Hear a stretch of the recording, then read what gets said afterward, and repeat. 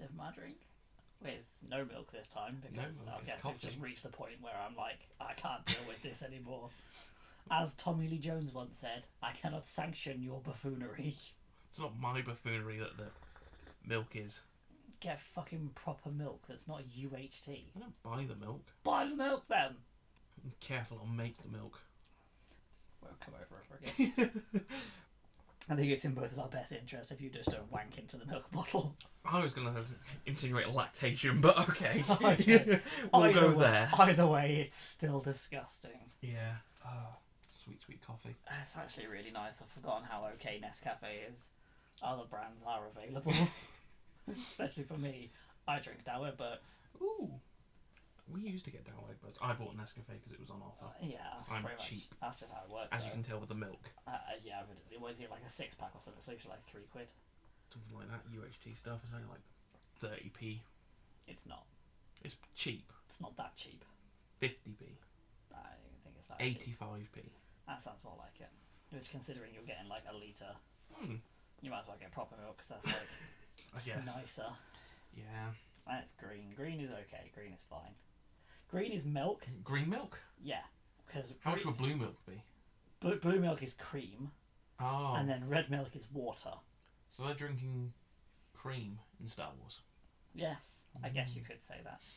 You could say that. Hi, welcome to Milking Around. Oh, milking it. Oh, that's horrible. Oh. So we've gone from dwarfing around. Dwarfing around, to drinking around, to trading around. Now it's milking around. That's just a horrible image. I don't even... We could talk about Star Wars The Last Jedi, because there's milking in that. There is. Or we could talk about A Clockwork Orange. We could talk about farms. Agriculture. Oh, no. I was going to say welcome to hoeing around. That's worse. that's horticulture. Oh, I mean, hoeing and milking around could be the same vein, I guess. I guess so. It depends whether or not you know Snoop Dogg. Yeah, the land of milk and honey. Sure. I was just implying that he's a pimp. Oh. He says it in one of those... Have you ever seen those epic rap battles? No. They're pretty fun. He plays Moses in one of them and goes up against Santa Claus. Who plays Santa Claus? One of the guys who owns the Epic Rap Battles channel. I was under the impression that they were always just like them guys that did it. I didn't think they got famous people. No, they get famous people in sometimes.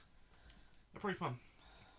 Maybe I will show you later on. But for now, on Milking Around, yes, we need also known as Faulking Around, welcome to episode 4. Yeah, buddy. Ben's doing a happy little dance in the corner. Yep, because apart from anything else, kind of delirious. Yes. We're both really tired. Yeah. And for no real reason other than that we're just really shit at adulting. Yeah, we're not the best at adulting. But yeah, welcome to episode 4. My name is Chris. Join with me as always. Do I be mean? Do I be kind? I'll just introduce him as Ben this time. Woo! I am sleepy. I'm not used to not having the insult thrown at me. Oh, I'm sorry. So, you know... Dick. That's better. Because I'm so used to having the dick thrown at me. Oh, this is going... That's not going in. Yes, it is. Or there's that as well. Yes, it is. Yeah, so we're on a roll at the moment, aren't we? Yeah. We've never been able to get this far before. This is almost a month now. This would literally be 4 weeks, so... It's exciting. That is actually impressive. It's really exciting that we haven't given up. Yeah. So this week we're going to be doing... We've got a couple of things we want to go through, really, a couple of haven't things. Kind of a head-to-head kind of thing again? Yeah, sort of. So, obviously, thanks for all of your emails in to get us into ideas for stuff. But I vaguely heard a conversation from someone, and it was all about kind of like actors that you want to see in the MCU. And I thought, wouldn't it be more interesting if we had a look at dead actors? Okay, so people who can't be in. People who can't be in, not necessarily the MCU, you can do films in general. So I've basically I've narrowed it into kind of like franchises. Because otherwise you could just have any actor could have been in any film at any time. So let's put it in established universes. So I've basically narrowed mine down to MCU, DCEU, and Star Wars. Okay. That's the only ones that I've... Similar sort I've of vein come for up with. myself, but yeah. So obviously there's plenty of other franchises out there, but I thought it'd be really interesting to pick up a couple of actors or actresses, sorry, that you would have liked to have seen in maybe specific roles, or even just that you think would fit quite well into that cinematic universe, and then just cry knowing that we'll never get it to actually happen. It's been super depressing to think about. It's been depressing and hard going back. Because, as I was saying to you when you suggested this, you get to a point and a lot of the actors are from a time before movies that I'm very familiar with. So then it starts to get difficult. It's about 2010 I found it. You go back and you obviously get to people like Heath Ledger in 2008, which crop up. But that's obviously a shock death because he was in the 27 Club. 27 Club? Was he? I don't know if he was. Oh no, he might have been like Avicii, who obviously also just died recently. Should have done this, yeah. Sounds bad. Well, actually, you know, off the bat, we've had quite a few recent ones. Yeah. Like, I mean, for us in the UK, we've had a TV celebrity Dale Winton, who maybe a lot of overseas people won't know, but he's pretty big in Britain. Yeah, did a lot of game shows. Kind of like, there's a lot of game shows all the time, but a lot of the ones that he was part of are kind of remembered. Yeah, you know, I think a lot of people will be able to say they've at least watched or heard of Supermarket Sweep. Yeah, and his presenting was always something that was it was the enjoyable aspect of it. Yeah, which that really sucked because he was only like 62 as well. So 62, 61. Yeah, it wasn't very old at all. So as we say, it's not the best of innings. No, it's not a good innings. We've kind of got like an unwritten rule, whereas if you can at least make it to like mid-80s. I thought it was 65. I thought we dropped it. So a lot of people last year died at 69. That's it, yeah. So that's why we thought Leo Sayer was going to go, because he's 69 this yes. year. Well, side note, we had our own Deadpool. Yeah. And it's not going well. No. James Corden is still alive. We have a mutual hatred for James Corden. It's the basis of our friendship, actually. Quite a lot of it was, yeah. Yeah. And then, like, yesterday... Yeah, yesterday it came out that Vern Troyer passed away. I think most famous for being Mini-Me in the Austin Powers movies. Yeah, and obviously starring in, alongside Mike Myers, in a lot of the other films as well. But, yeah, I think most really recently sad. you might have seen him doing, like, poker adverts or casino adverts. Yes, he did some of them. But he was only 49. I know, that is... And it's... The article that I read on BBC just said that he'd been battling for a while, so I don't know if it was maybe the... He'd been dealing with alcohol-related issues, depression as well. He was admitted to hospital at the start of April with alcohol poisoning or something along that effect, so it sounds like it's just a big amalgamation of everything. Taken its toll on him, and it's finally happened. That that is super sad. It's really sad, and it is worth obviously mentioning that if anyone is suffering from any of those issues, please do talk about it. It's not worth it. No, it's not. The end result does not justify anything. No. And it might seem like it's real shit at the moment, but honestly, branching out to anyone about anything, it always helps. Will do the world of good, even if you don't think it will. So. So moving on from that. That took a real dark turn, it did. didn't it? But trying to move into slightly happier lights and happier news. Got some more news for you, Ben. Oh, has TJ Miller been cleared of all charges? He hasn't. No news on TJ Miller yet. Oh, he's going to be the thing now. He's going to be... he's our celebrity wing, is he? He can be like the patron saint of the podcast until he's cleared or arrested or whatever happens. I'm going... Rips his face off and it's Osama bin Laden. It was truly I who was the TJ Miller. Call back to last week where we obviously reviewed Ready Player One. Yes. This past week it has come out that it has passed $500 million. Really? Worldwide now, which means it is now 440 million. Well, that was the budget. Oh no, that was how much it cost to make in total. So it's now into its profit. It's now into profit. It's now profit. So that's like cost to make the film, then like usually advertising is like almost like twice as much and stuff, isn't it, again? So so I think it's now into the profit. So now it's getting into profit, which is great because that film deserves to do really well. And because of this, Steven Spielberg is now the first director to earn $10 billion global box office. How is that not George Lucas? You think about all of the films that Spielberg's been a part of, though. I suppose Spielberg's done a lot more films. George Lucas has only really done E.T., 2. Jurassic Park. To name 2. To name 2. He did Indy. Indiana Jones. He did... Jaws. Saving Private Ryan. That was him as well. Yeah. Yep, Jaws. Bridge of Spies most recently, which I think must have done fairly well. Did he do... No, he didn't. But he's obviously got so many more films coming out as well. Ready Player One's obviously helped topple this. He's got Indiana Jones 5 in 2020. Why? Is there any news about that? Harrison Ford's back. It's Harrison not Ford's being back. rebooted. It's just continuing. No, it's continuation. It's Is it starting filming set next year. in the 70s? Because the last one was in the 50s, wasn't it? With the whole Area 51 thing. Yeah. So what? Are they going to stick him into like psychedelic 60s, Summer of Love or something? That'll be interesting. Old man Harrison Ford. Try and explain his earring. Starts filming next year. Hopefully released in 2020, providing he doesn't crash a plane somewhere. Yes, into a golf course. It has been noted that he's not allowed to take the set of the Millennium Falcon with him wherever he goes. There's plenty more traps for him to get stuck in, though, isn't there? I mean, we discussed this earlier. I still think he's just going to be... It's going to be like him recreating the opening of Raiders. Yeah. And that giant boulder's going to come down. It's just going to trap his leg. And then it's going to be 127 hours. But it's just Harrison Ford moaning that his leg is stuck. Like, breaks character instantly. And he's like, guys, this is not part of the film. My leg is trapped. And they're like, shush, Indy, you're in a film. This is great. Keep rolling. Spielberg there going, it looks like he might be getting gangrene. He's such a good actor. I think I'd actually watch that film. And then Ryan Gosling fuck, it hurts. So, also, going off of continuations and asking if it's a reboot, there's some news about Gremlins 3. Oh, great. So, for a long time, people thought that this was going to be a sequel to Gremlins 2. Part of the same universe. Part of the same universe. It's now more likely to be a complete reboot of the franchise. Kind of like Ghostbusters. Yes, except it's being written by Chris Columbus, the original writer. Oh, okay. And the dude that made the first 2 Harry Potter films. Correct.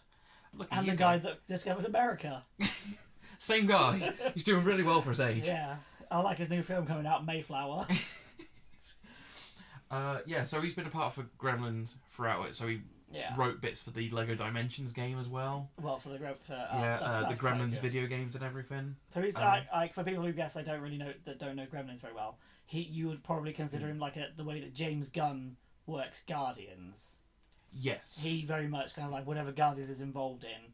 He very much kind of like makes sure it's being used correctly. Yeah. This is the Chris Columbus aspect for Gremlins. Gremlins is his own creation, whereas Guardians was an established property beforehand. But it just means that everything that happens with Gremlins is kind of done correctly, if you will, within its own lore. Yes. So it originally started back in 2013 with the... that long ago. Well, the idea of it being sounds like it's been in development hell then. Yeah. It's now more likely to look like it's a reboot. Okay. Things are getting a little bit more grounded now. He's opening up and talking a bit more about it, so hopefully over the next year or so we should start to see a solid script come out of it, and hopefully a reboot by the early 2020s. Are people genuinely excited for this then? Because personally for me, never been interested in Gremlins. Couldn't honestly say I remember enjoying the first one. I don't think I've seen the second one, but from what he's saying about his reboot, it's going to be a bit darker, and he's sort of hinting that Gizmo might not make it out of the first film if he reboots it, which would be very interesting. Are they going to kind of like iron out a few things? Like one of the things that really annoys me about Gremlins is don't feed them after midnight. Well, it's bad for your health, isn't it? At what point does midnight become okay to start feeding them? Is it like when the sun comes up? Is it like if you feed them at 3 o'clock in the morning? That's after midnight, but it's been a long time after midnight. That's true. I mean, I know it's a film and we shouldn't take it too seriously, but it's also based on time zone. So it could always be after midnight, so if wherever you go or if around you the take them to world. Spain on holiday or something, do you have to adhere to the American time zone where they're from, or do you have to then adhere to the Spanish time zone? I mean, this is all questions Chris Columbus has to answer. And what if you're on a flight with them? What if that is the opening sequence of Gremlins 3? What, they're on a holiday in Spain? It's them going on a plane and they're kind of like, the plane's about to land and it's like, okay guys, we are now landing in Spain, in Barcelona, local time 3 p.m. And he goes, you've got 4 more hours now. Looks like I can feed you. You're absolutely fine. I don't know why he's also on the plane with him in his seat. Yeah, business class. Newspaper, sir? Hot towels, sir. No, you can't get them wet. Can't get them wet. No, he won't take the hot towel. He'll take the peanuts, though. Oh, wait. No, he can't have the peanuts yet. Like a glass of water, sir. Oops! Oh! Sequel to that, Gremlins on a Plane, starring Samuel L. Jackson. Again, I'll watch that. These motherfuckers. Gremlins off this motherfucking plane. Side note to that. Yes. It's only just occurred to me because we recently watched Kingsman 2, which I guess we'll come to a bit later.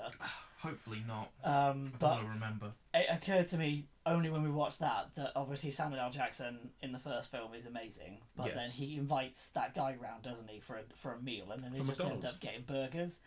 And I remember not really thinking about it much recently, but then I thought about it last night. I was like, why didn't he go, damn, that is a tasty burger? Oh, that would have been a really nice callback. That would have just been so good, because he'd have had to do it with a lisp as well. Yeah. And I like the idea that he'd have done it with like a mouthful of burger. Or just spraying everywhere. And then he gets in like Colin Firth's eye, so then he has to... so then he has to have like one of those eye patches. And it turns out he doesn't shoot him. It's a blank. It's just a big piece of burger. Big piece of Big Mac in the eye. Big Mac in the eye.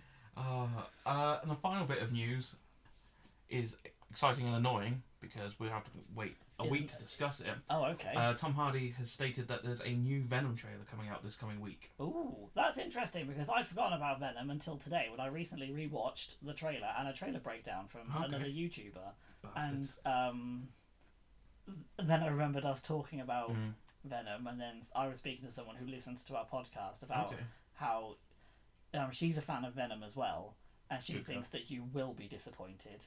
I'm disappointed a lot in life. Yeah. So hopefully this new trailer will make up for it. Maybe. It should be coming out last week when we finished filming, and then 5 minutes later the Han Solo trailer came out. That was 2 weeks ago, but yes. Oh, was it? Yes, it was.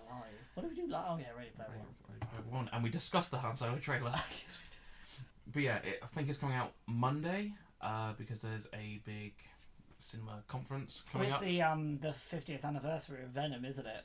No, it's not. Is that our thing? It's not a thing. Okay. Not yet. So, with trailers that are actually out this week, it's time to talk trailers, Ben. Oh, talk trailers, our famous section. Let's talk trailers. Where we talk about trailers that Ben hasn't watched. Care about. Yeah.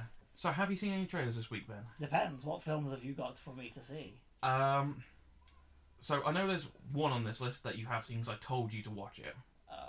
Oh dear. So we'll get to that one last, I think. Or do you want to do it first? I don't know what it is. It's the Deadpool trailer. Oh, I did see that. Do you want to do that one first? Or do you want... We'll do it first, because we normally do... I think if we carry on with tradition, the first one is usually the only one that I will watch. Oh, okay. Do you want to do that one first? Yeah, go for it. Why not? Okay. So the Deadpool 2 trailer came out 3 days ago? Yeah, the final trailer. I was really impressed with this one. Okay. I know that you haven't been impressed with like any of the trailers that have come out. So the first trailer where he's Bob Ross... Oh, of course he was. I loved that. That was brilliant. Not as obviously only recently come to who Bob Ross is. I'm so and happy. I still don't care for Bob Ross. How dare you? But the trailer is really, really good. And then with the little blob thing comes up on there and it's really surprising. All of that, yeah, I love that. The trailer that actually dropped, I was like, yeah, that's a Deadpool trailer. That's a Deadpool movie right there. Was that the one with Cable, or did we got a fairly generic one, didn't we? We got a hint of Cable at the end of it. Yeah, the second there wasn't one... a proper one. The second trailer that came out was the one where Josh Brolin's there and he's got the green screen arm. Yes. And then Deadpool loses his shit and he's like, fine, I'll fucking do it. And then it's just him with toys doing it. That is the side of Deadpool that I like. Right. I'm not a big fan of the, look at my balls, I'm going to shoot you in the balls and all of that. That stuff really, I just don't care for that. Like, a couple of times I can kind of get on board, but because it's so constant, you just lose track of it. And that's what the second trailer is. The second trailer is him hitting Cable in the face with his balls. Happens in the third one as well, this final one. Oh yeah, no, so that's what I mean. Oh, okay. I only really count the first one with Cable as the first trailer that I saw. But that first trailer I was really interested in, because it looks like when they did do the arm properly and you see it for what it should look like, looks really interesting. It looks like he can do a lot of things, and he just looks like he's just out to kill people. He's basically a Terminator. Yeah. And I'm on board with that. The second trailer, this last trailer, gave me nothing new. Which is interesting. It fleshed out probably the story, but I feel like the story is gonna be fairly basic. I didn't feel like I needed any more additions to it. I think we just see a few more of the characters, but we do get the best part of it, which is it Peter? It's Peter, and wonderful he's like, Peter. "What are your powers?" Like, "Oh, I don't have any. I just turned up and I wanted to see your ad," and he was like, "You're hired," and then he's just there skydiving, and I can only assume that his parachute doesn't open and he just dies, or like he's the Hulk. only one that makes it through the film. And either way, I think I'll be really happy. But it's that for me, I was like, because I watched that trailer and I was like, this is just another Deadpool, and then that happened. I was just like, I'm so on board for this. Yeah. That's the side of it I like. Yeah, so the trailer does flesh out the story a bit more. We see a bit more of this kid that's got the powers. Yes. And it's established that Francis. Huh? Francis. And it's established that Deadpool can't take on Cable alone, so he needs to get his own little team together. The X-Force. And he calls it the X-Force. Obviously, I guess this was with intention to set up the X-Force line of movies, which will be interesting to see if that still goes ahead. I think, to be honest, if this works well, I don't see why it wouldn't, because I enjoyed Colossus and Negasonic Teenage Warhead. Yes. Very much so in the first film, and I like the idea of the interaction with them again. Yeah, so we get a couple more characters showing up in this. We get to see Terry Crews. Terry Crews is in a superhero movie. I'm so happy and I'm bored for this. So happy with Terry Crews is just like, Terry Crews is brilliant. Like, he did like lip sync battle as well, and he's just brilliant because he's just this fucking unit. Yes. But he's, I guess, in the same way that The Rock is able to be like, I am built like this, but I'm a nice person and I take the piss out of myself. It's just refreshing to have more people like that. Yeah. And he's fucking hilarious in Brooklyn Nine-Nine. That is a great show, and I'm on board with him in more things. Absolutely. There's a couple of witty one-liners in this trailer as well. Push the hate brakes, Thanos. Oh yeah. Which is great. And there's another scene where Cable's monologuing about the dark future and really laying into Deadpool. And Deadpool just turns around and says, "So dark. You sure you're not from the DC universe?" Shots being fired off everywhere. I do. That's that again. It's like stuff in the first film with Is this the McAvoy or is this the Stewart one? I don't know what's going on. Your timeline's screwed up. The fourth wall stuff is, again, it's quite hit and miss, because in one of the ones he's got like his guns and he's just shot a bunch of people, and then he breathes in the gun smoke and says, "I'm touching myself tonight." Yeah. Don't care for that. The deadpan look to the camera, but it's the acknowledgement that there is a wider universe and there are other universes out there. I know this is just a film. You know, it's stuff like that. In the first one, when it's kind of just like, we're going to make you into a superhero, it's like, don't give me a green CGI outfit. You know, please don't. It's like stuff like that. It's the little touches that make you just go, and then you go, you're right. It's like that. The character of Cable looks like he'd fit really well in Justice League. Because Absolutely. It's just dark. So the sad news about this trailer. Oh, great. Well, it's actually about the film. It's released on May 15th. So we're probably not going to see it together. Why not? You're not here. 17th. Oh, okay. We got 2 days. Yeah. Cool. Wait, hang on. It's released on a Tuesday. I fly on a Thursday. That I know. The last piece of information I've seen is May 15th, 2018. That may have changed. That might be a US That's release. probably going to be a US release. But are you going to see this film? Of course I will see this film. I I'm think, gonna see it much as well. like Deadpool, though, I'm going to watch it, and then I'm probably not going to watch it again. There's a lot of one-hit jokes, isn't there? Yeah, a lot of the stuff is, like, shock value. Same with Thor Ragnarok.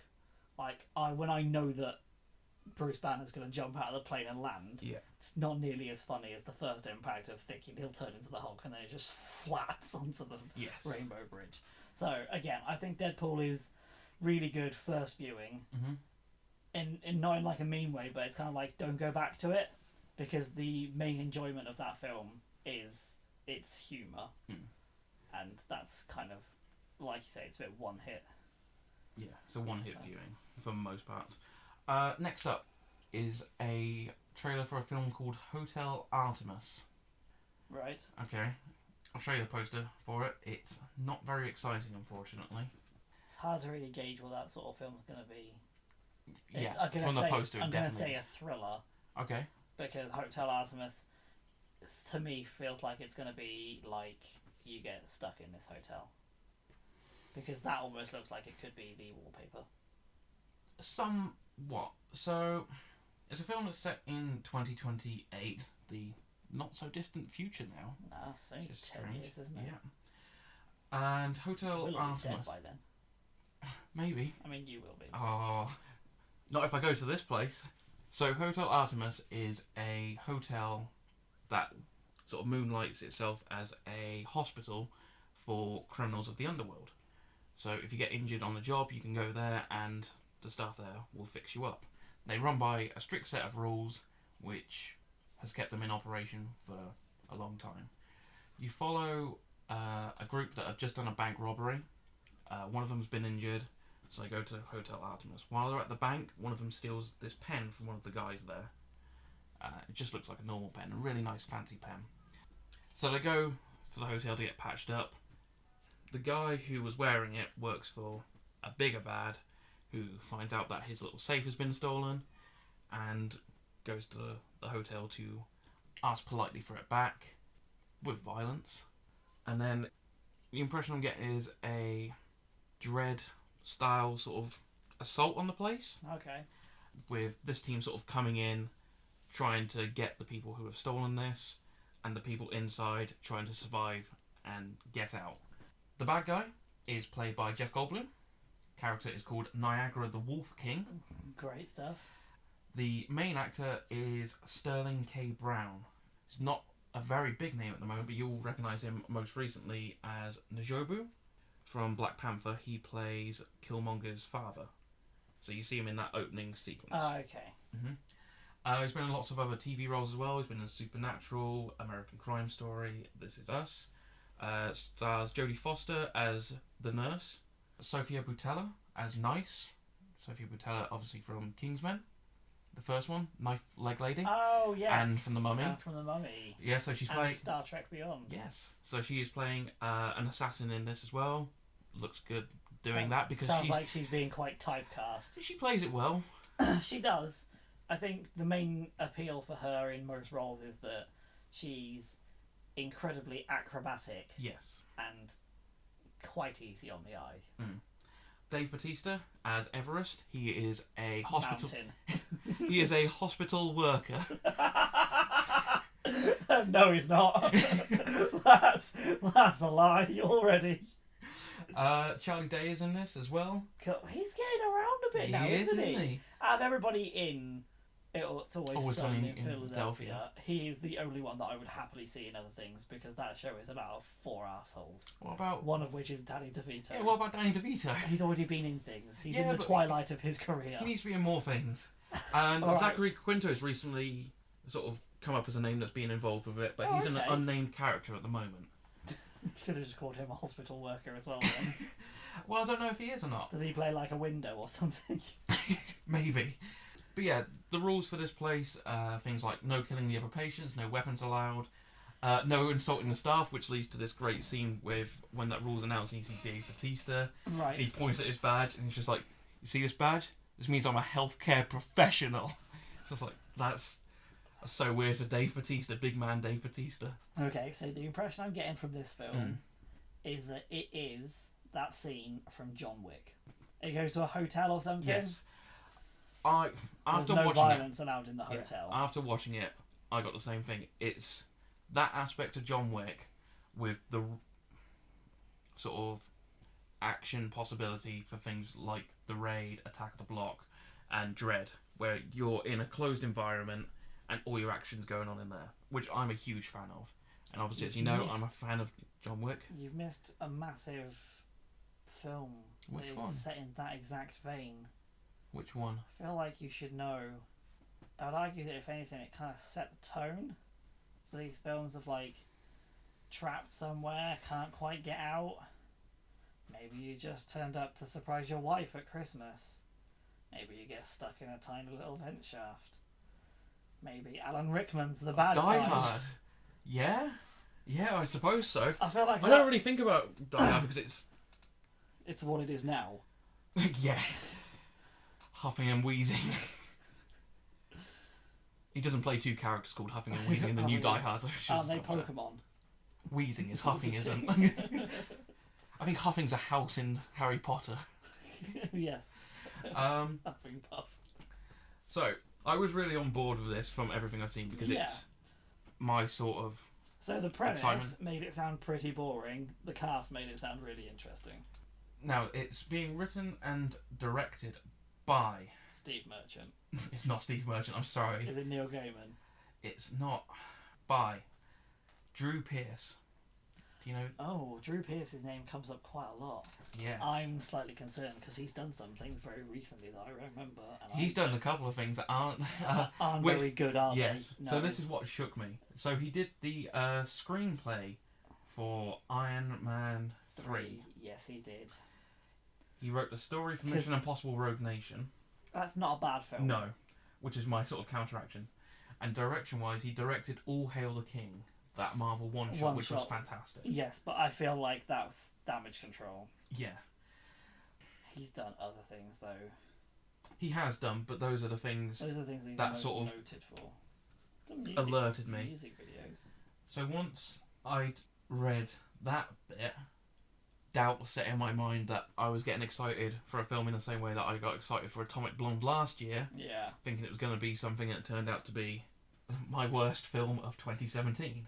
But yeah, the cast is solid. The cast is solid, but the cast was solid for Atomic Blonde. Yeah, true. I mean, I'll probably see it anyway, because I wanted to see Atomic Blonde. I turned out to hate Atomic Blonde. Yes, you did. I want to see this, so I probably still will see this. It sounds like something that would be quite interesting. So, potentially. Yeah. That is the film Hotel Artemis, and that is out July 20th. And last of all, because there haven't been many trailers this week, as you said last week, isn't a bad thing. Week, we don't always need to have new trailers. Yes. Trailers that I did see weren't anything to go by. Yes. So this trailer is we don't always have to have films every week. No, we don't. I love films. And this isn't a film. This is a trailer for Glow Season 2. Oh, okay. Well, Glow Season 1 was apparently very well received. You've not started watching it? I probably won't. You should. It is very good. Again, you should is a very broad term. There's so many things that I should watch. I probably won't. Yeah. So Glow is an acronym for Glamorous Ladies of Wrestling. Follows the story of an all-female wrestling organisation that was set up in the 80s. It was originally pitched as a TV show, not as a wrestling show. So because it's based on real-world events. And a lot of women who applied for it wanted to get into TV, stunt women, actresses, models, what have you. So they're all have no wrestling experience and they've got to make this wrestling show work. And that was the premise of the first season, them all sort of coming together, learning to wrestle, and it trying to get off the ground. The second season should follow a lot more of the complications that Glow went on to develop. So it had 3 TV series of 100 odd episodes, I think. But as it went on, some of the women wanted to actually go into proper wrestling, so they swerved off. Others found acting careers. So I'm obviously going to see this because I watched the first series, and despite it having a lot of cringy moments in it, which I really hate in shows, it still was interesting enough to see it sort of develop. So it stars... Zero interest in wrestling. Once again, there's very little wrestling in the show. It's kind of the premise, and as we both established that, we neither of us like Wonder Woman, so clearly that means I'm a sexist. So I'm not going to watch anything with a female lead. Well, you can watch it for Mark Maron then, the main guy in it, I guess. He plays Sam Sylvia, the director. He's American comedian, I think, because he had his own TV show called Maron, which went on for about 5 years. Okay. Which is pretty impressive. Never heard of him, but I guess no, I hadn't until this. Alison Brie plays the main female in it. She's the woman from BoJack Horseman, isn't she? Oh, well, she's good in that too. She's also in Community, which apparently is amazing. Betty Gilpin stars alongside her. She was in Elementary. Was she? Yeah. Who's she in Elementary? I didn't catch the name. It's not Sherlock or anyone. Well, no, I know. It's not going to be Johnny Lee Miller or Lucy Liu. No, it's not. Trust me, if Lucy Liu was in this, I'd be all over it, because Lucy Liu's great in everything. And Kate Nash is also in it. Kate Nash? Yeah. Musician Kate Nash. Singer-songwriter Kate Nash. That's incredible. But yeah, that is out June 29th. And based on you not going to watch the first series, I'm guessing you're not going to watch the second one. Probably not. Look, I'm sure it's fine. But again, wrestling just doesn't interest me. So not many trailers, so just Hotel Artemis. Hotel Artemis. Which are you going to see? I think I'll see Deadpool. Okay. Deadpool, obviously exempt, because it's the main one that I was always going to see. I mean, we also did get a final trailer for Jurassic World 2. Crikey, didn't even realise. But, as you've expressed on numerous occasions off the podcast, you have no interest I had no in interest dinosaurs. in seeing the first Jurassic World. Mm-hmm. I didn't care for Jurassic Park. For whatever reason, dinosaurs, I just don't care. And that's really the only thing about the films. Because as far as characters go, the Jurassic World especially is just, here's a woman that doesn't want to close the park even though lots of dinosaurs are killing people. Oh shit, it's too late. Look at me run in high heels. And it is impressive. It's not happening, that's why. What? But it's real. Of course it is. Like Wonder Woman's giant ass heels when she's running through no man's land. Jurassic World is an okay film. It didn't set the world alight. No, it didn't. It's as far as like soft rebooting the franchise, it did well enough. But character-wise, these new characters are rubbish. Yeah. I love Chris Pratt to bits, but I genuinely don't even find him that interesting in this film. No, he's quite. I wouldn't want to say he's wooden, almost like a paycheck role. Yeah, he's definitely just. He turned up on set. If he brought the script with him, then that's brilliant. But I get the feeling a lot of it was just kind of like made up on the spot. The one thing that is weird about this trailer is this new dinosaur that they've created. So the plot is another one, or is it the Indominus? It's another one. I thought the premise of this one is they have to get the dinosaurs off the island. Yeah, so a company that BD Wong's evil doctor character's working for, they've said, oh, this island's going to explode, so come on, you've got to rescue these dinosaurs. Build a new dinosaur to save everyone. No, we need to get these dinosaurs off. We've got to save these dinosaurs. We're a real good company. There's like 11 species they want to try and save. They go to the island, they save the dinosaurs get taken away, they use the dinosaurs to make a new dinosaur, which I think is auctioned off or introduced by Toby Jones. Toby Jones is in this. Toby Jones is great. Okay, so in that instance then, so I should probably watch this trailer because that sounds like a different film. Because the first it's different to what we got in those trailers. Just save the dinosaurs. Dinosaurs are a big deal and we want to save them. This sounds like that's the B plot. Yeah.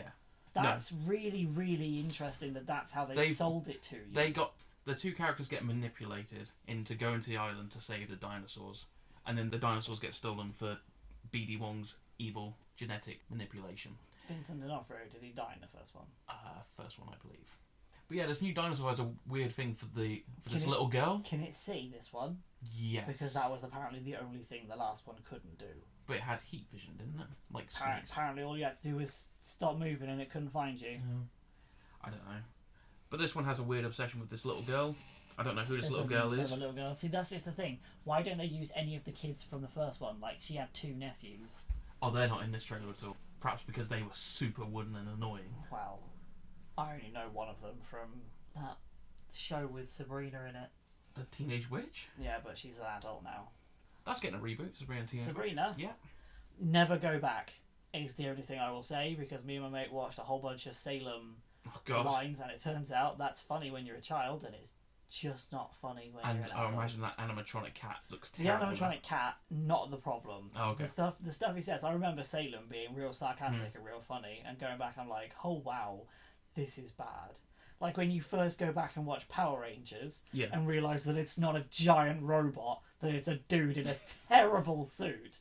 But when you're a child, your brain fills in the blanks and you're like, I genuinely believe this is a giant robot. And you remember thinking, yeah, it was a giant robot. And then you watch it and you're like, it's clearly a man in an ill-fitting suit. How did that ever pass my imagination? Never go back. There are certain things I will go back and watch Power Rangers. Never go back. Power Rangers... Yeah. But how's that run going? Oh, what, the comic? Yeah. I don't know. I should pick it up because that trailer was amazing. That trailer was amazing, but it was also like 12 issues, but it was in 2 different runs, so it should have only really lasted 6 issues. For how it might be released. It might have a crossover with those issues, but then have its own mainline story as well. I didn't think it had a mainline. I thought it was just these 2 issues, and it was like issue by issue. And if they're monthly, then that's only 6 months. I will try and get around to reading some of it this week, and let you know next week. That'd be interesting. But speaking of never going back, let's go back to a time when these actors may have been around. Were alive. So this is like, I'm genuinely worried about whether or not this is going to be just a real depressing thing to talk about. But at the same time, I think we can have quite a lot of fun with who, because I've got a few names. Mm-hmm. Not for everybody, have got specific roles for them. Oh no, I've got specific roles for all of mine. Okay. Because I thought that was the idea of it. No, it was, but like, so off the cuff, one of mine is just, I would like to see them in this. I'm not sure who they could play, but I feel like they would fit in well with what the universe looks like. Okay, that's fair enough. So, honourable mentions. Honourable mention, I've got only one. Is it the same? It's Rick Mayall. It's Rick Mayall, yeah. So, one of the things I loved about The Last Jedi was that we panned away from like a window on a Star Destroyer, and you turn around and it's Ade Edmondson, beloved English comedian Ade Edmondson, and he's a First Order officer. Yeah, so for people not in the UK, Ade Edmondson and Rick Mayall were a comedy duo. Starred alongside each other in numerous of their own comedy sketch shows. They got brought in on other shows, Rowan Atkinson's Blackadder. Yep. They were in that alongside each other. They were in the Young Ones. With like Nigel Planer and... Oh, God. Fuck. Oh, I feel so bad for him. He's in Doctor Who. Mike's his character. And Mike. Good old Mike. Mike, who's not a student. Mike, who's not a student. who can nail plates into the fucking table. Anyway, they were in the Young Ones. Yep. Most famously, I guess, was their own comedy show, Bottom. Yep. Which ran for 2 seasons? I believe it had 3 series and then a string of live shows. Yes, live shows are also fantastic. The live shows are, personally for me, some of the funniest things I've ever seen. Yes. Because one of the best things about live shows is trying to get the other person to break and laugh their ass off. They just do it so well. And them two together trying to outdo each other, but also Ade Edmondson's got a real knack for just putting Rick Mayall off. Yeah. And it's brilliant. But the two themselves shone beautifully as physical comedians, so they would do skits where they just have these fights that are over the top with their arms swinging around, frying pans flying everywhere. Yep. I mean, there's quite a few, like, in some of the live ones, like, Ade Edmondson's character would hit Rick, the Rick would fall down, and then, like, with Ade with his back to the audience, would then continually kick him in the balls, but would then turn around while still kicking him with a giant smile on his face, like, I know you're loving this and I'm loving it, and it's just over the top. Yeah. And then you get an instance where he'd hit him in the balls with a cricket bat, and then Rick would sit up and go, "Ha-ha, missed both my legs." It's stupid comedy, but the two played off beautifully together. But unfortunately, Rick Mayall passed away in 2014. It's been a few years. I think it was. So, obviously, Ade Edmondson in Star Wars played a Imperial officer. Yes, he was a First Order officer. So our discussion of it was that it would have been great for Rick Mayall to play someone in the Rebel... In the Resistance. In the Resistance. And for him to be Lord Flashheart, like he was in Blackadder. I'd quite like him just to be Richie from Bottom. I mean, that would be pretty good as well, I guess. But please don't hurt me. See, because they've both been in Blackadder. He was a German... Ade Edmondson was a German, torture interrogator, person, and with the worst accent in the world. And then Flashheart saves them. Yes, doesn't he? He does. He does it and rescues them and saves them. This is the pilot one, isn't it? This is so it's in Series 4. And it's just amazing. And it would just have been really good for their... Oh yeah, something similar to that would have been great. That's what I would have loved to have seen. Obviously we can never have that, and that's the point of this. And it wouldn't have happened anyway. I doubt it would have happened, but then going into it, I'm like, I wouldn't have expected to see Ade Edmondson. No, it was a real treat. It's a little thing for the fans, for British fans everywhere, to just go, Ade Edmondson is in a Star Wars film. This is the best thing ever. And we all know how I feel about The Last Jedi anyway. Yes. But I would have loved for there to have been, even if Rick Mayall's character had almost been like the Admiral Holdo character, maybe with less secrets and shit, but just to... And even if there'd been like one scene where they communicate to each other and it's Ade Edmondson's First Order officer trying to put off the rebels and kind of like teasing him and stuff, and then like giving it as good as he gets and stuff. If there'd been a scene where they're just talking to each other on communicators, just the back and forth between them two would have made that film probably the perfect film. It would have been fantastic. It would have been brilliant. Would have been amazing. And so that's the general gist of what we want to sort of do here. So yeah, I think that's actually our only honourable mention. Because as I said beforehand, going back and looking at all of these actors and actresses, it's difficult to sort of pick out ones that are sort of memorable to movies you've seen. And then there's obviously trying to find ones that you think will fit into universes. So would you like to go first, or...? Yeah, I can go first. Yeah? I'm going to go with David Bowie.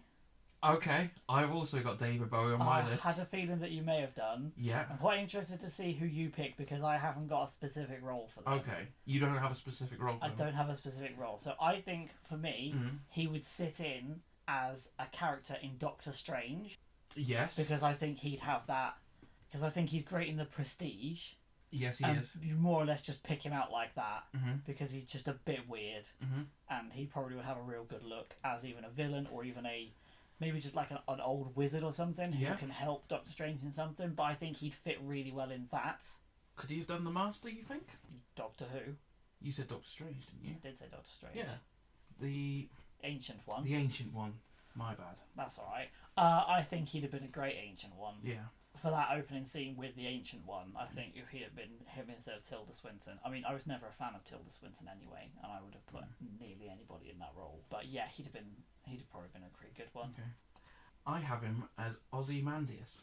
For Watchmen. For Watchmen. Do you know? Oh, he's come up on mine as someone else. What, Ozymandias? Yeah. Okay, we'll go into that straight after them. But yeah, Ozymandias. I originally had him as someone else. That's a real good shout, though, to be fair. I had him as someone else. Yeah. But then I found someone else that I think would fit that role instead. That role better.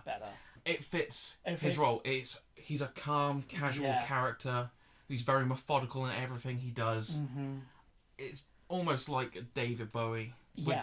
He could play himself and it would just fit so well. Just really well. Yeah, I 100% agree with you there. It was a real weird one to sort of think of because I had him as this other character. Someone else came and was, David Bowie's he's a really good actor despite you forgetting that he is an actor as well as a musician. Because a lot of the time you'll just think, oh god, he was in Labyrinth. Oh, that was awful.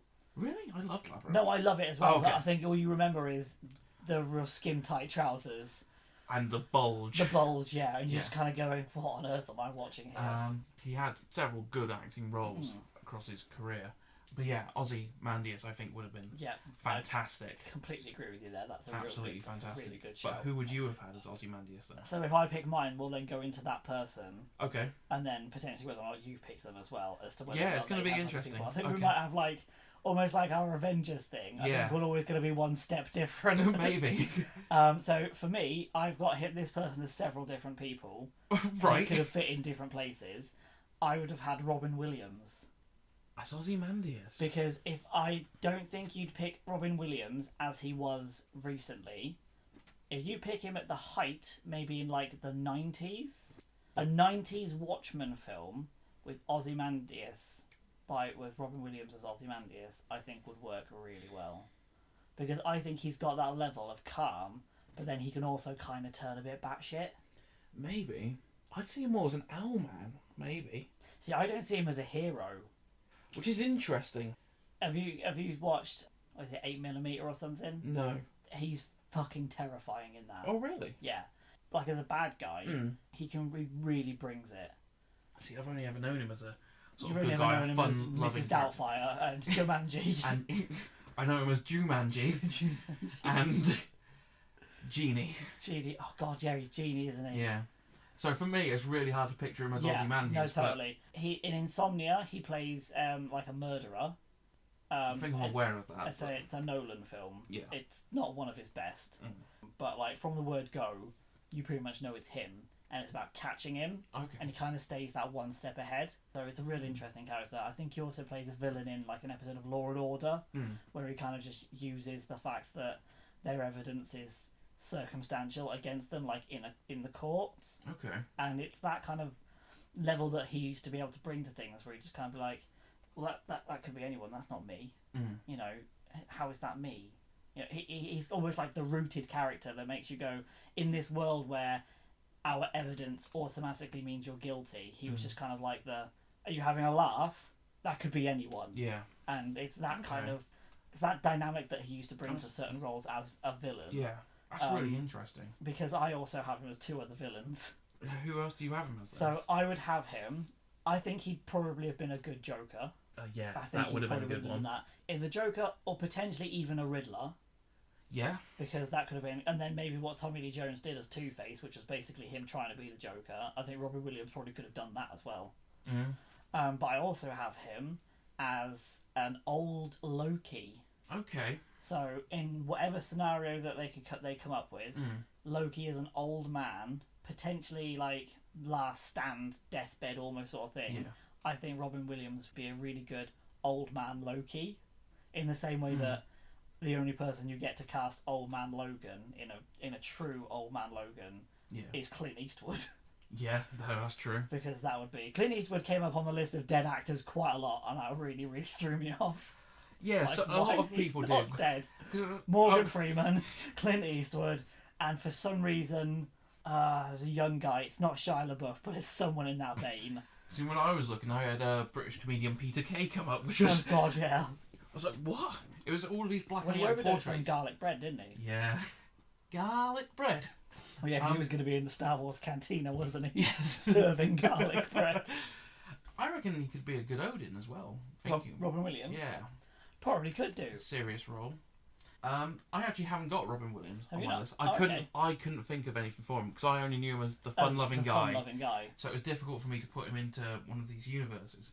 But you saying old Loki, I cast a Loki. Okay, yeah. With Gene Wilder. Oh, that's a good shout. I don't mind that. So, I think I originally had... I think this is the original role I gave to David Bowie, but then Gene Wilder came up, and it was a toss-up between Gene Wilder as Loki or Gene Wilder as a Riddler. I think both he'd be able to do really well, but I ultimately chose Loki.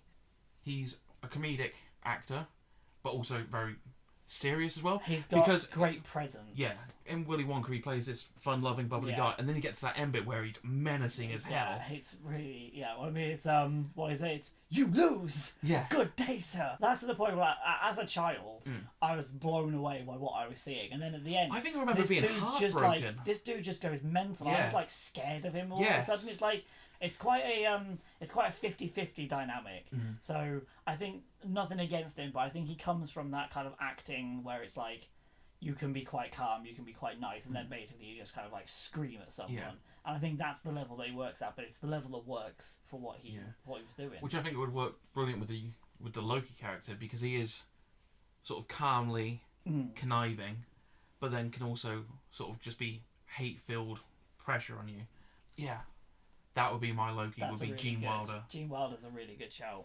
Yeah. See, I haven't gone for a lot of... I've been really happy with this so far. It's good. So, did you have another Loki, or do you have Gene Wilder at all? I don't have Gene Wilder, and I don't have another Loki. we got no transition for this one. No, so hard cut. I'm gonna pick someone now. Yep. Who we've already mentioned and might be a little bit obvious, but I'm still gonna go for it anyway. It's Vern Troy.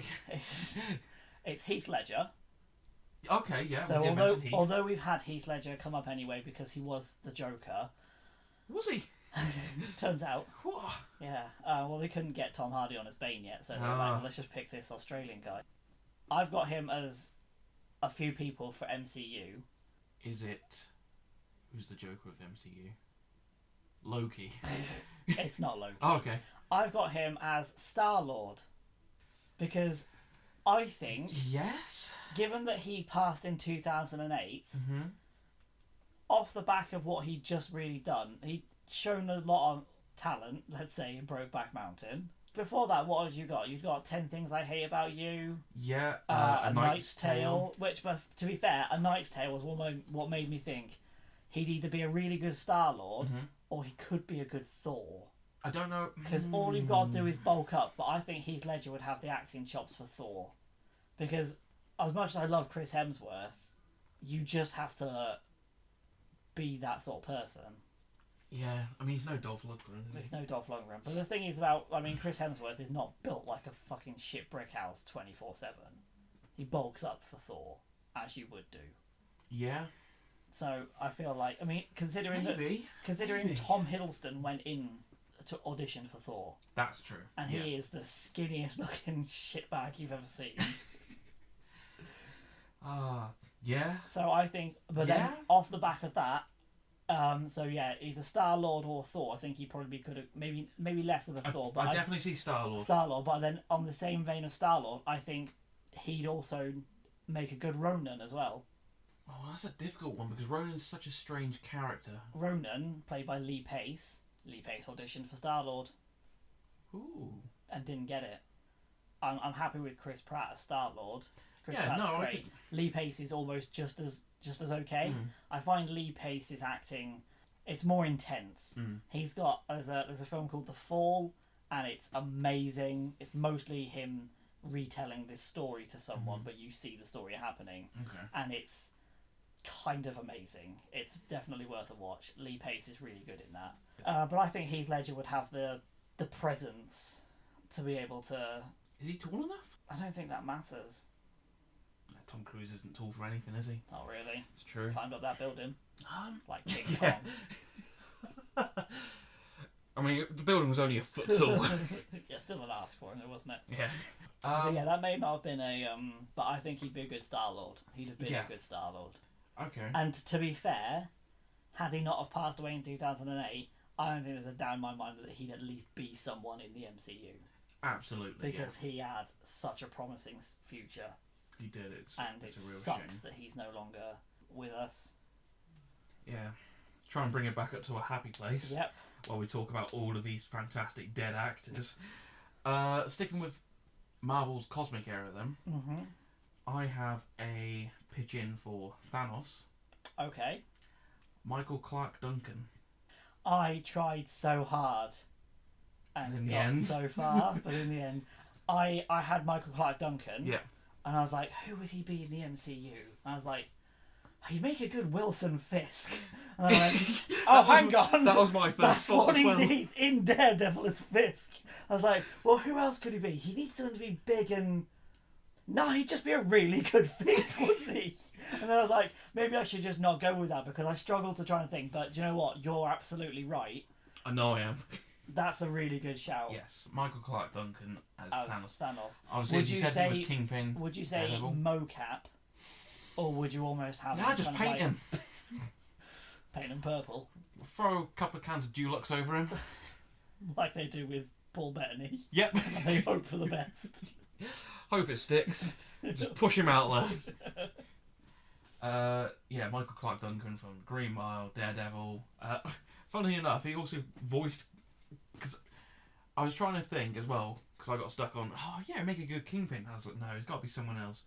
Who else could he be? Oh, it could be Groot. He could do a Groot voice. That's not really a good role to bring someone back for. Turns out he voiced Groot in the Ultimate Spider-Man TV series. Did he really? And he also voiced Kilowog in the Green Lantern movie. Nice. Nice to bring that up twice in the podcast, isn't it? Oh, yeah. He was a big boy. He was. I think he's a lot closer akin to the first Thanos we see at end of Avengers Assemble. Mm-hmm. I prefer him over Josh Brolin. Yeah. Again, His big purple raisin. I've nothing against Josh Brolin, but I don't see him as much of a Thanos. No. I think voice-wise, he's okay. He's got a good voice, but for me, I want more of a boom. And I think Michael Clarke Duncan would have been a really good one. Big, because it's deep voice. He sounds scary. Yeah, he can sound scary. I think that's the point. But I think he'd also be able to get across emotional scenes that we might see with Gamora. It's difficult to tell at this point, but yeah. Well, I mean, Green Mile, that's a tough watch. Make grown men cry. But yeah. I'm trying to move back on track. Oh, yeah, then. sorry, Michael Clarke Duncan as Thanos. Yeah. But you didn't get him on your bingo. No, again, I want bingo. Dead man bingo. Dead man bingo.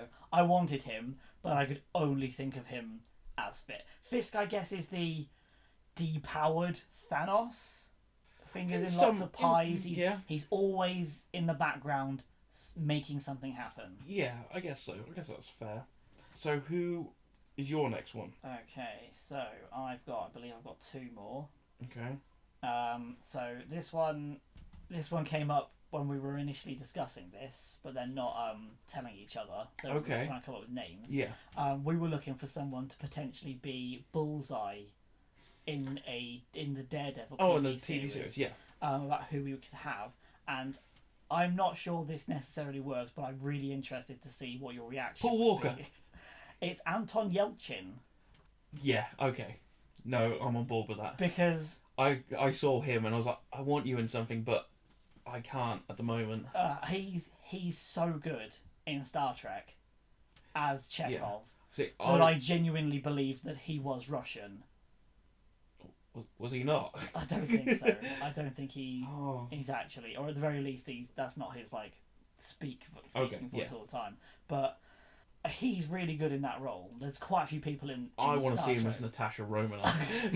Just the wig, the real type. No. His natural curly hair, just the type bodysuit. Okay, fair enough. But we discussed about how you would fit Bullseye into Series 3 of Daredevil. Yeah. Obviously, that's not confirmed or anything. That's just for us. That's something we want. And we were trying to figure out who would make a good Bullseye, and it's quite difficult because the character of Bullseye is so ridiculous in what is quite a grounded series, even though it does feature magic, Iron zombie Fist, women, and zombie women. Randy Dan. For me, he's young enough for him to be able to go, even if this doesn't turn into anything, I can make this role anything I want it to be, and I think he'd have a lot of fun with it. And I think him and Charlie Cox, I think, would work really well together. Yeah, I saw him obviously come up, but I only knew him from Star Trek, and I couldn't really think of anything for him to be off the back of that, because in the grand scheme of the Star Trek movies, he is a second fiddle to the likes of Chris Pine and Zachary Quinto. I probably could think of something if I see Green Room. I still need to get round to it because I hear it's fantastic. Apparently it is very, very good. But yeah, I didn't have... He's the character of Chekhov in the films is stepped up quite a lot from what he is in the TV. Oh yeah, I imagine he's got he's basically just another Sulu. Yeah. But with a terrible bowl cut. But in the new films, they make him second to Scotty. Yeah. Because I think they wanted to get rid of Scotty for some reason in one of the films, so then they had to have someone else who could do engineering. But he's a delight to watch in those films. Yeah. He's so interesting as a character. He does it well. He's not annoying on screen. No, he's not. Which he could be. Yeah, considering what the character is. Yeah. He really kind of has a good combination of dialing it back and giving you what you need. Yeah. In that sense. Which I think is the mark of a good actor that he could do that with the character, because in the first film it could have been really bad and not well received, and then it just dies off into the sequels. So he did a good job in that, and I would have liked to have seen him in. He is a very young travesty. Yes, very much so. Well, I mean, he's 28 as well or something, isn't he? He was in the 20s. Yeah. So he's in the same vein as Heath Ledger there. It's just it only happened a few years ago. Yeah. Okay, so we're on to our last ones now. The last one that I've got. So, what's yours? What universe is yours? Mine is Star Wars. Mine is DC. Okay, what's interesting, because we've not really covered anything other than MCU recently, have we? No, I mean... Most of our stuff is MCU. I had 2 MCUs and... Rick Mail. Well, I guess Watchmen is DC now. Is it? Well, yeah, they've got the big crossover, haven't they? Yeah, they have, haven't they? Fair enough, yeah. I guess. But I'll count it as the original stuff, which was not. I only got 5 issues into it. It's really good.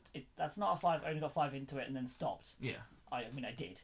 But it's really interesting. I should go back and keep reading it. I'm just so lazy when it comes to Star Wars. things. New Star Wars? Very old Star Wars. Not prequels. I wouldn't dump anyone in the prequels.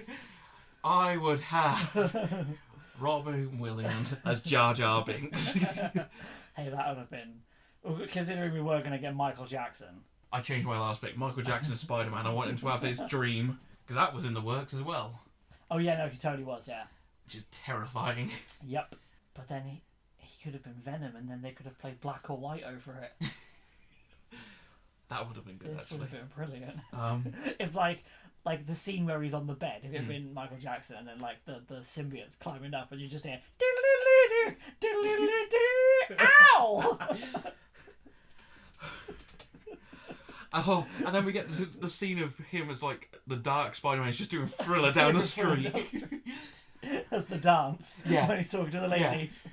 Brilliant. Oh, I want it to happen This could have been the best film ever. It could have been. So bad reasons. Okay. Okay, so what is yours? Yours is, sorry, it's DC, isn't it? Mine is DC. It's for the character of Ra's al Ghul. Okay. I would have David Carradine. I know the name. I should know what this person looks like.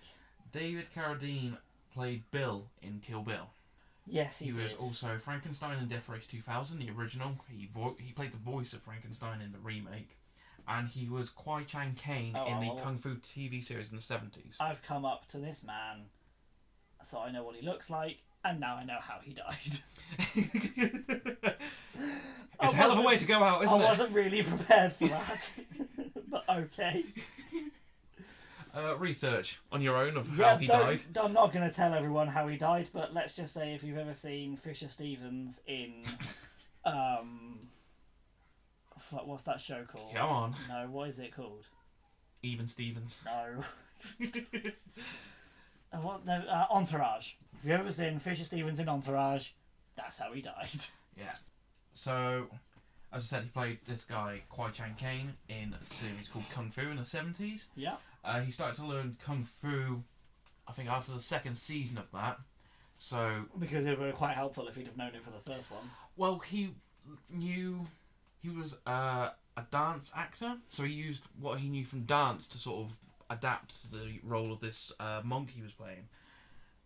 Eventually started to learn Kung Fu and other different kinds of martial arts. He starred in a couple of martial arts films, martial arts roles.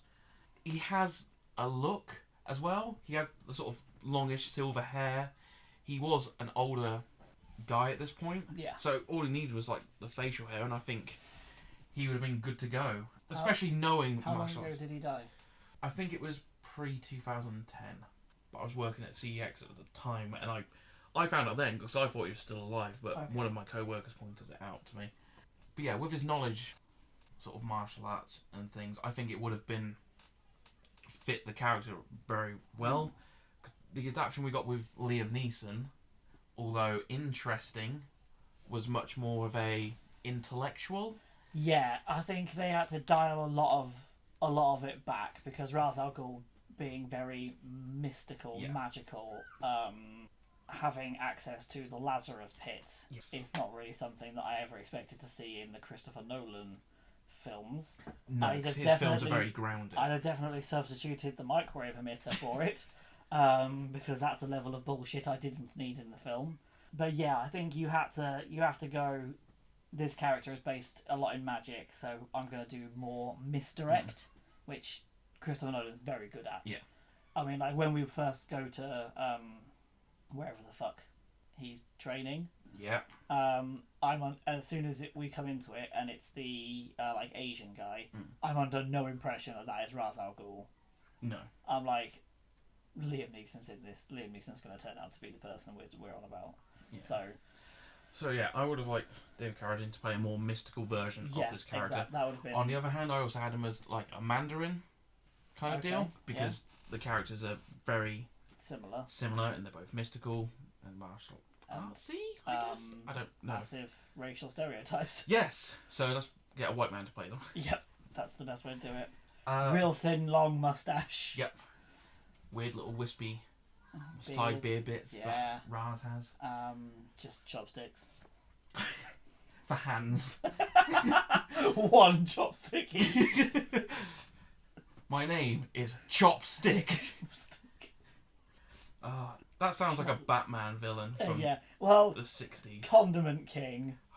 Best villain. Which is one of the best things in the entire world. Okay, so who is your final pick? My final pick is, for Star Wars... They're playing Star Wars? The War of the Stars? Instead of Star Wars, it just comes up with the face. Is it Bugs Bunny? It's Alan Rickman. Oh god, that was a mindfuck there. You said Alan Rickman, I had the face of British comedian Alan Carr come at me. It's terrifying. No. Okay, no, Alan Rick. Once again, I tried to find a place for him, but I couldn't. So exactly. This is the thing. I think before going into what we have as the new set of films, I think Alan Rickman came onto the scene a little bit later, so I don't think he'd have necessarily been in the original trilogy. No, but if he had have been in the original trilogy, I would have put him as either the Tarkin character. Oh, that's good. Or Tarkin is Peter Cushing, but then for the next two films, it's Alan Rickman as a Imperial officer of the same level, doesn't get killed, or maybe gets killed at the end, because he gets killed in most things that he was in at the time. Yeah, just falls out the Death Star window. Why have we got windows? And why can they open? Why are there only windows in his room? Bruce Willis is Luke Skywalker. It's locked in the Death Star.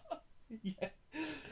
It's like when he's in the vent trying to find out how many terrorists there are. It's just like, well, there's 50 million stormtroopers, so I've killed 7 of them. So it's just another 49 million. Yeah. However many that would be left to kill. Yeah, or however much room he's got left on his arm. He looked like Killmonger by the end of it. But yeah, if he was going to be in the new set of films, I'd have put him either in a similar role or even had him as a Resistance admiral. Not a Snoke. So I think his voice would have been commanding enough. I think his voice would have been commanding enough, but at the same time, I don't think Alan Rickman is much of a mocap person. I think if Alan Rickman was going to play a villain, similar to Snoke, I think Snoke would have been Alan Rickman. Okay. Almost, and even if that's kind of like maybe as a Force projection instead of the hologram that we get in Force Awakens, maybe he's Force projecting himself as a human, but then I think that takes away from Snoke being the mysterious person that Snoke was, not really knowing where he comes from and all of this. Yeah. So voice-wise, maybe he could have just done a voiceover, and like Darth Vader was, I guess. But I think he would have fit in really well in the original trilogy. I wouldn't put him in the prequel trilogy. But I think he could have also potentially have been the character of Mads Mikkelsen in Rogue One. I forgot he was in that. It's a good death scene, which I think Alan Rickman can knock out of the park those days. Falls off the platform. But why was there a window just there? Why was he holding on to Felicity Jones's watch? Just runs by, grabs a watch and jumps off. So the ideal I had for him is this third anthology film if it's an Obi-Wan Kenobi film, my idea for an Obi-Wan Hopefully. solo film Yeah. is he's on Tatooine. Wait, an Obi-Wan solo film? Yeah. So it's a crossover film? No, an Obi-Wan Yeah. on his own. Oh, okay. So not Obi-Wan and Solo crossing over. No, not in the slightest. They met for far too long. And he's just kind of like, this guy's full of shit. So Obi-Wan, he's just dropped off Luke at the... I was going to say the Preschool. The Dursleys there. His fourth avatar is Hagrid. So yeah. You're a Jedi, Luke. I'm a what? You're terrifying. Are you a Wookiee? What's a Wookiee? Think of an Ewok. Alright. But the size of me. That would be terrifying. Kicks him into the crater. So yeah, the film idea is Obi-Wan Kenobi's just handed Luke over to the aunt and uncle. He goes away, and he lives in his little hut, maybe for like a year or two. So I think it's going to have to be quite close to the Empire's rise, rather than like 10 years and nothing's really happened. Yeah. And it's kind of like a gangster film. So there's like, in the way that the huts are in Opens his control, trunk, pulls out his trilby. as you do, little glasses. Yep. But he's in hiding effectively. It's almost Gran Torino Okay. in that he doesn't want to get involved, but he's a good guy deep down, and something happens, and he's like, His tools get stolen. someone steals maybe his land speeder or whatever. Oh no. And so he has to get involved, and he gets someone killed. Is it Alan Rickman? Does he push him out a window? Alan Rickman is like the lead gangster sort of person. Okay. So he's the villain role. But he, as like a show of power... Is he called Hans Not Solo? he And kills... that's it for this week. We're ending on that. We're ending on the high. He kills the kid. He kills some kid. Maybe one that Obi-Wan was not necessarily close to, but someone has died because of him. Alan Rickman or? No, the kid. So some kid has been involved in something, and Alan Rickman kills this kid. Okay, yeah. Because the kid is holding on to the secret that Obi-Wan is a Jedi. Okay. And so the kid dies, Mm-hmm. and then that's Obi-Wan. Basically, the character that we get in Obi-Wan Kenobi in Episode 4 is, I'm sick of this, we have to go do this. I'm at the end of my like, the dude that's in the cantina and he's like, we're wanted men, and they're just like, nah, your arm's off, I gave you the opportunity. I feel more he's just a crazy pensioner just looking for a day trip at this point. See, I just take it away as like, he's had enough. Like, he's seen everything, and this is now the chance we have to stop the bad guys. And he obviously feels responsible, because he kind of is. Yeah. So in this instance, this kid has died because he's held onto the secret, and he just switches off. At that point, he's like, no more, no one else has to die because of holding on to things for me, and he will then systematically go around and kill everyone. Oh, okay. And so in true Jedi fashion. In true Jedi fashion, he just loses it with it, and then that's why he becomes Not just the men. Not just the men, but the women and the Alan Rickman and the windows. Alan Rick women, the Alan Rick children too. Yes. There's a meme for you. But yeah, that's my idea for a Obi-Wan Kenobi film. Okay. And so it's just set on Tatooine, but it's showing him he's lost. He doesn't really know what to do. He's kind of created this horrible situation, and then something else happens, and he's like, "This is all my fault. Nobody else is going to die for this." And that's why he becomes quite a cold and closed off character in Episode 4, because he's had to go through this other shit. Catherine Troy is the kid. I guess you could have. You can now. I'll just get Warwick Davis. No. He'll be in every Star Wars film until he dies. And then they'll just ADR him in. He's up there with James Corden. They'll just be like, nah, he was in R2-D2, don't worry about it. He's definitely still alive. R2-D2's not moved for a while, though. That's alright, we'll just turn on the remote control version. Awful lot of blood coming out the bottom. Is it a blender? It's so much more. But that's what I think Alan Rickman would be really good for, is the idea that I've just had. A villain. A villain, but a villain in kind of like a gangster Obi-Wan Kenobi film. I guess we can't really say at the moment because Han Solo's not out, but do you reckon he could fit into the Han Solo film? I guess he could do. It is difficult to judge because we haven't seen it yet.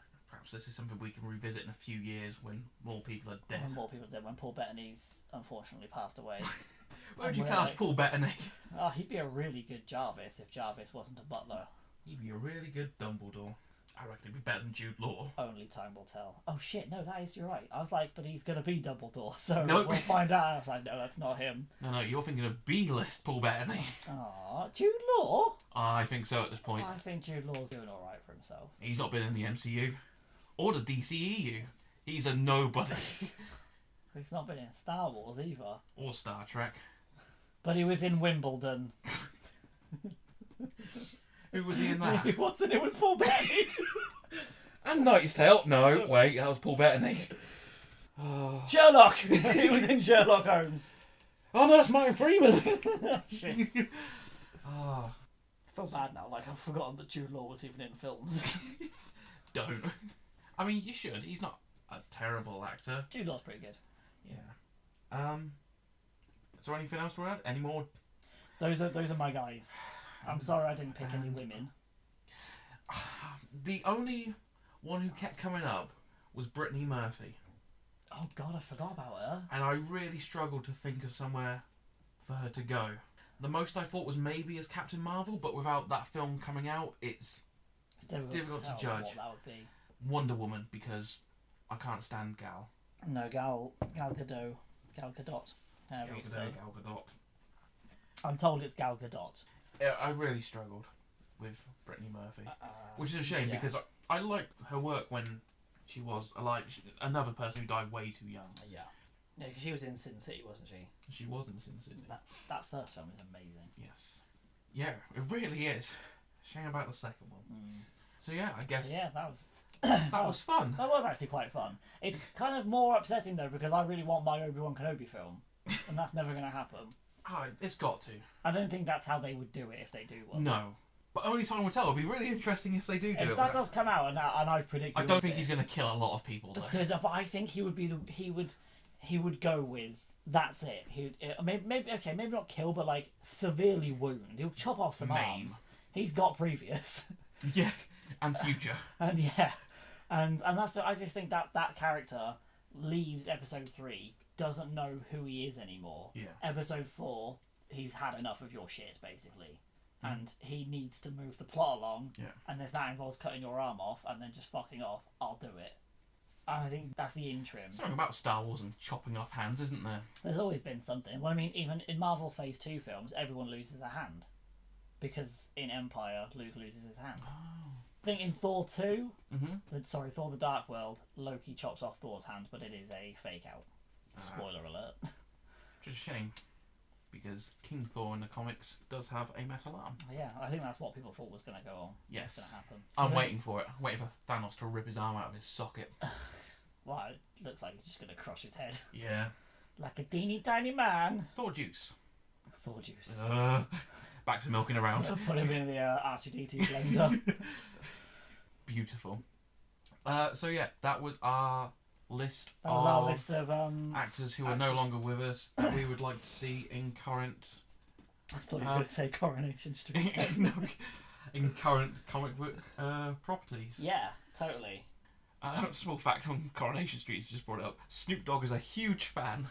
Snoop Dogg is a huge fan of Coronation Street. Absolutely huge fan. I'm calling bluff on that. No. Absolutely huge fan. He wants to create a replica of the pub from it. The Rover's Return. The Rover's Return. And at the time that this was circulating online as news, he wanted to get the actress for Betty to fly out and make Betty's hot pot.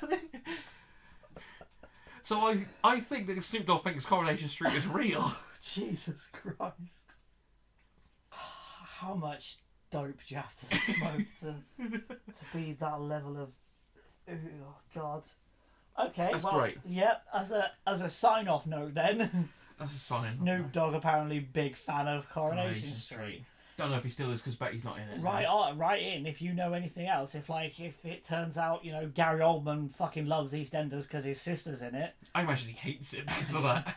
I imagine she doesn't watch it in his repressed memories. Like, I got all the acting talent, didn't I?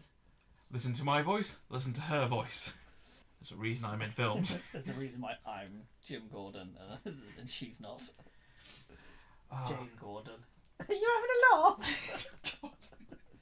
Be terrible. But yeah, let us know any actors or actresses that you would like to see in current cinematic if you've got anything, universes, or if you or who you think James Corden would be really good at when he eventually pegs it. Yeah, which will, you know, as Ben said, any fun facts you have about any fun facts you got about celebrities that apparently love soap operas. Yeah. I kind of don't really want to know. I feel like I shouldn't know that as Snoop Dogg. There you go.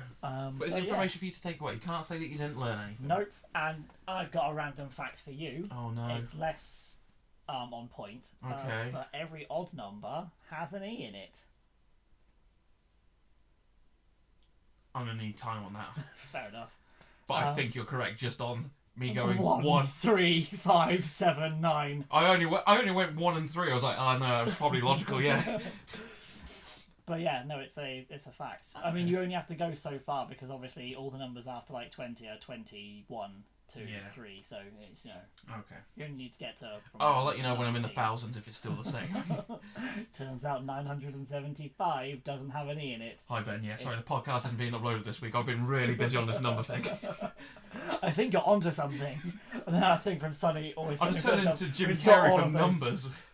Jim Carrey from number 23. Number 23, yeah. I was gonna say, not Numbers, the TV series. No, and not Number Wang. That's Number Wang. So yeah. Wait, did you say 7? I think that's Number Wang. To sign off before this goes any worse. Any worse, yeah. Oh shit, Twitter. Yep. So, as always, you can... This isn't a bit, I genuinely forget to do this every single time. You can contact me on Twitter at Hosagi. You can contact us both using the Twitter handle at Faulking Around. Just going to double check and see what's trending, to see if anybody else has died in the interim. Nothing, no updates on... Oh, there is an update. Apparently someone broke into Taylor Swift's house and apparently just slept in her bed. And how was that bed, Ben? It's super comfy. Okay. I mean, the third one was. The first one was real hard. I am... please don't tweet me about anything Taylor Swift related. Yeah, tweet Ben about anything Taylor Swift related. I am at Hosagi. No, you're not. What's your Twitter handle? At Benjamin Falcon 1. It's my name's Faulkner, but there's no ER on the end, so it's Benjamin Faulkn 1.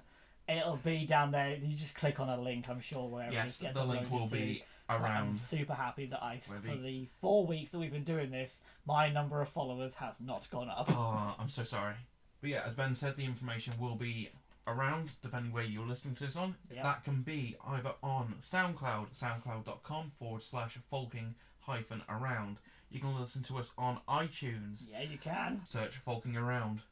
You can also listen and view all of the posters that I put images up for on YouTube. That's youtube.com and then search Faulking Around.